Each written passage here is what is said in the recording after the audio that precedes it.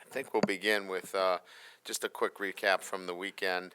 Um, a great win on the road against a top 25 opponent. Um, there's the adage, a win is a win. That was much more than that.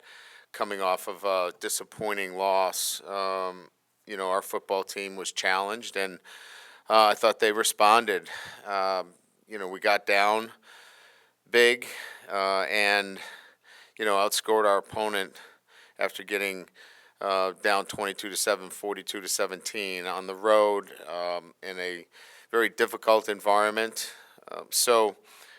Just a lot of positive things to take. Just the resiliency, the grit of our football team. Um, we improved in some areas. There's room for a lot of improvement in others. The offense continues to do some great things. Jaden Daniel was named the SEC Player of the Week again for the third time in 4 weeks. The offense is playing at an incredible high level, third in the nation in total offense, first in the nation in first down. So Mike Denbrock and the offensive staff deserve a lot of credit. And the players, they're playing at such a high level, starting with Daniels, the offensive line. Certainly controlling the line of scrimmage against a very good Missouri defense coming in. Missouri is one of the top rushing defenses in the country. We had 274 yards rushing in the game. So obviously that, goes to, first and foremost, we talked about, winning the line of scrimmage, and I thought we certainly did that. I thought in the fourth quarter, our physicality showed. We were able to get a pass rush with 4 down late in the game, which is obviously very important. And then, some superlatives. Emory Jones was named the SEC Offensive Lineman of the Week. I thought he played outstanding, showed great poise when there were some personal foul penalties out there. He again was outstanding, but again showed incredible poise. Really proud of the way he handled himself, during some of those interchanges. Logan Diggs is number 2 in the SEC in rushing, so we're getting great balance with Brian Thomas leading the country in receptions, touchdown receptions, and Neighbors number 2 in the nation in yards. So great balance offensively. Defensively, came up with a couple of key turnovers, a couple of interceptions, which I think certainly bolstered that group, and had some really big performances. Mason Smith played very well. I think if you start with where we want to go, I think that's probably his best game since I've coached him, and only look for him to get better and better each week. Now we flip the script and welcome in Auburn.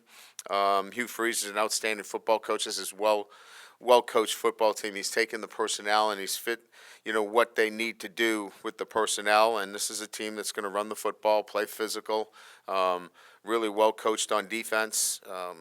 The offense is going to run around, Peyton Thorne and Hunter, the running back. But certainly, have shown that they can beat anybody. It was a 20-20 game late against Georgia. Georgia was able to escape with a victory, scoring with about 2.5 minutes left in the game. So a very dangerous football team, one where we'll have to play really well, but we're excited about being home. As you know, 4 out of the first 6 games on the road, which is very difficult in itself, but this will be our 5th consecutive SEC game as well. So guys are up for the challenge. It'll be a great one. It's great to be back home in Tiger Stadium, and we're looking forward to hosting Auburn this weekend. So with that, we'll open it up to questions. Brian, up here. Kind of continuing that theme, can you speak to the challenges that you've faced so far, maybe that have been out of your control, whether that be scheduling, the style of offenses you've played, and where you've played these games, and how it looks a little different on the back half of the schedule? Well, I think you start with, 3 of the 4 games on the road against top 25 opponents, so outstanding teams on the road, Florida State, Mississippi, Missouri, all quality opponents. And certainly, we wish we could have, fared better in a couple of those games. But, we're certainly, playing at a high level offensively, and we need to continue to improve defensively. And that's, obviously we've given up too many points on the road, but I think our guys have done a great job in their preparation on the road. Clearly, outside the Florida State game, we had a great chance to win the Mississippi game. So I'm really proud of the way they've handled themselves on the road, but it's been a difficult schedule. And so we're seasoned. We're right in the hunt, and, the season's in front of us. So with 5 out of the 6, remaining at home, we feel like we're in a good position. Let's go take care of business. It's just wondering if there's an update on Jaden's shoulder and just kind of what the week looks like for him in terms of preparing for this game with maybe a little bit of an injury. Yeah, he didn't have any shoulder issues. Yeah, that's okay. I think our biggest concern was, just overall soreness. He got hit a number of times. It was a physical game. But, he checked out well yesterday. He was in the film room this morning, got his normal film study in around 5:30 this morning, and was with the trainers this morning, and he'll be full go for practice on Tuesday. Coach, do you think over the last 3 quarters you may have found something defensively? If you did, what is that, and can you sustain it? Well, obviously that's the challenge. We feel there's some light there at the end of the tunnel for our defense. We feel like the progress that was made up front is going to be sustainable.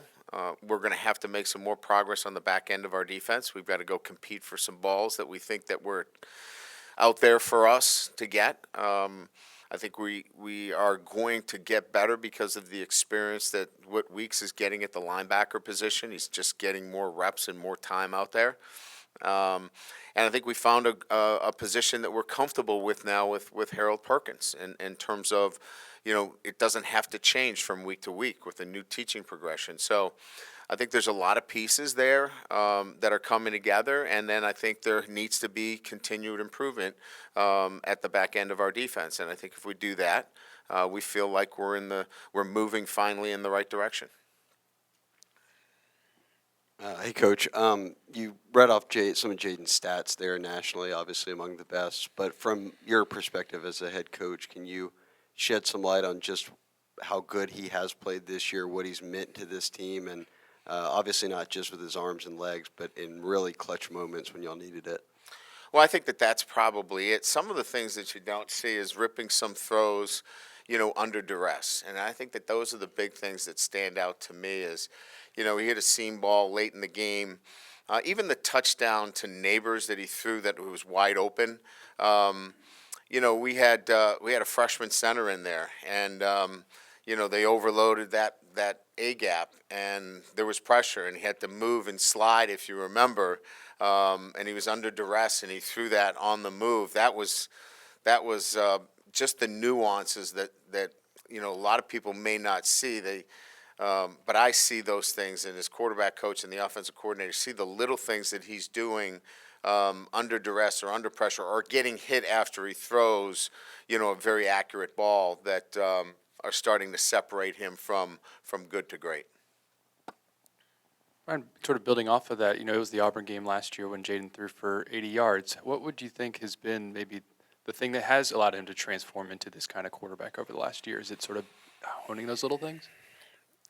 I think I said this a little bit about our defense is that, it's our job as coaches to present the information in terms of what they need to do, players, to progress. And then players need to fix it. We can't fix it actually on the field. They have to go fix it. And I think, with Jaden, he fixed a lot of these things, he was not progressing, through his reads. He was coming off them too soon.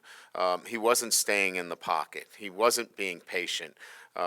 He was doing some of the things that get you 80 yards throwing it. And so he's fixed a lot of those things and has put him in a position now where, he's one of the top, if not the top quarterback production-wise in the country. So I think we gave him a good plan. I think Joe Sloan's done a great job. Mike's done a great job of putting him in a really good position. And then I think he's gone out and he's made the adjustments and made the improvements. Coach over here. You mentioned the success of Jaden, success of Logan. I'm wondering what role has the offensive line played in both of their, success this season? Immensely. I mean, I think we all know, you watch a game, if you don't have time to throw it, and if you don't have a running game that can give you balance, you really don't have much. And I think I've said this, you guys have heard this enough from me, is that we want to be equally as efficient running the football as we are throwing the football. And if you want to play too deep and you want to play soft and you really want to try to keep the ball in front of you, you better be able to run the football. That was in a large degree what was happening on Saturday, is that they were trying to keep from giving up the big play, and so it gave us some favorable looks in terms of running the football. And in particular, it gave us the opportunity to run Daniels as well. So again, I think they're a huge part of what we're doing, both in the run game and giving Jaden the opportunity to get the ball downfield. Hey, Brian, this is kind of a layered question about center. Maybe an update on Charles Turner, the decision to go to Chester when you did, how you felt he played after watching the film, and then what does that look like this week? Yeah, I think, Charles right now is listed as probable. And, we had an MRI. We thought maybe he had a meniscus, but it turned out to be positive that he does not. So, we'll be careful with him. And we're, like I said, I think it's probable that he'll get a chance to play. Martinez has been really good for us. It just seemed like he was a little off snapping the ball. As you know, we had a bad snap down in the red zone, and it caused some mistiming opportunities for what we were trying to run. And Brad Davis, our offensive line coach, really is high on DJ and felt very comfortable in that situation to put him in the game.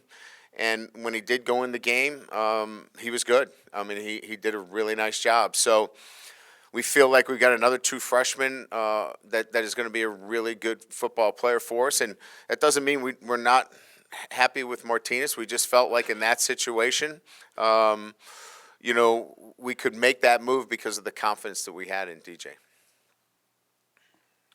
Hey, Coach, how familiar are you personally with Hugh Freeze, and what makes his offenses so effective? I know Hugh. Obviously, in the past year, I've gotten to know him, through the SEC meetings. Hugh's a good football coach. I mean, he fits the style of his offense to his personnel. I think if he had Neighbors and he had Thomas, they'd be throwing the ball a lot. Peyton Thorne threw it a lot last year at Michigan State.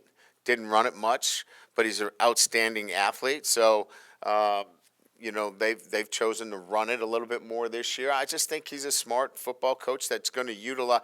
It's really like for me, it's still about players over plays, and he's going to take the players that he has, and he's going to set his offensive structure based upon his best players.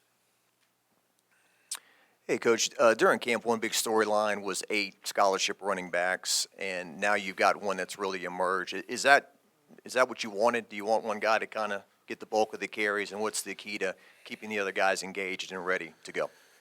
Yeah, I mean, I don't know that we had an exact formula in terms of how that was going to look.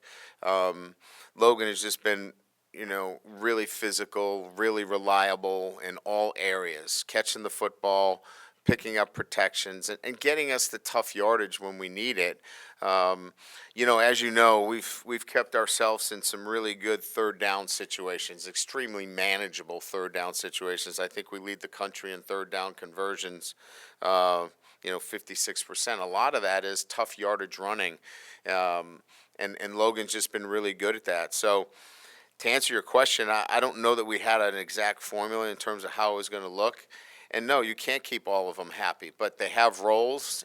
They want to be part of our football team, and we'll just have to see where it goes as the season progresses. Coach, Ryan Yates got more extended snaps this weekend. Just what did you see from him and how he continues to develop? Next man in, it's the next man up. We don't have a lot of options, but that doesn't take anything away from him. He's done a nice job for us, and we have some confidence in him. we think that his next step is playing with a little bit more aggressiveness and confidence. He's a really good player. We want to have him let it go and play maybe a little bit on the edge a little bit more. I mean, he doesn't want to make a mistake, and I told him, listen, it's okay, just go play. But he's a young player, and he wants to be perfect, and it's nice to have a true freshman in there that is so conscious about all the little things. But I think he's just got to go play and let it happen. But he's the next man up in the nickel situation for us. Hey, Coach, over here. So some of the calls near the goal line during the game, as far as from the official standpoint, I believe it was a false start before the touchdown, and You a want to couple get of me in plays. trouble? Is that it? I It's mean, just, just like you know, what were you? Yeah, basically, what were your thoughts on like- some of those calls? Um, we've sent in the ones that we have concerns over. It just seems that it's hard for us to see how those are missed, but maybe the officials look at me and say, how can you not stop outside zone? So I mean, maybe they look at the same way. I don't know. So maybe I got to put myself in their shoes, but you would think you could see a guy that's right in front of you moving, but I guess not. Brian, Malik is such a known commodity, but he still finds ways to make plays for your team. And I think in the past you've described him as having a good sense of space or awareness of space. What is it that still enables him to be as special as he has been? Yeah, I think that's a good observation. One of the unique qualities of both of our receivers, and I would put Kyron in that as well, is their ability to make the first man miss. There are so many receivers that I've coached that they catch the ball and they're tackled. Malik as well as BT and Kyron, they make you miss, and I think great vision. The ability to know when to get down, the ability to turn it upfield. The great players just have that sense and awareness of people around them. I'd like to say it's coaching. It has nothing to do with coaching. It's just his innate ability to sense and feel and make the kind of plays necessary to make them explosive. Right here, Coach. One of your freshman safeties, Kylan Jackson, what kind of progress have you seen from him? We just haven't talked or seen him much so far this year. He's tying his shoes. He's got that down. We've got him taking off his gold chain in pregame. That was good. He thought that would be a good idea to wear that out in pregame, and we didn't think that would be a great idea. So you can imagine by those two comments, he's coming along, but it's a process. He's a great kid. We really enjoy him, but this is a process. He's only been on a couple of trips, so I would say that he's a guy that we want to keep moving forward, but he's young, and he is just figuring it out as we go. But I'd like for him to continue to move forward with an attention to the little things that are important, because he's got a lot of ability. His upside. Now that he's healthy, as you know, he's been fighting, a couple of surgeries. But he's got to keep growing. If he keeps growing and keeps moving in the right direction, you probably see him on the field by the end of the year. Brian, just injury report for this week? Yeah, so I would say that doubtful is Chris. That high ankle is probably got him doubtful right now. And I think probable is Omar. Probable is Charles Turner.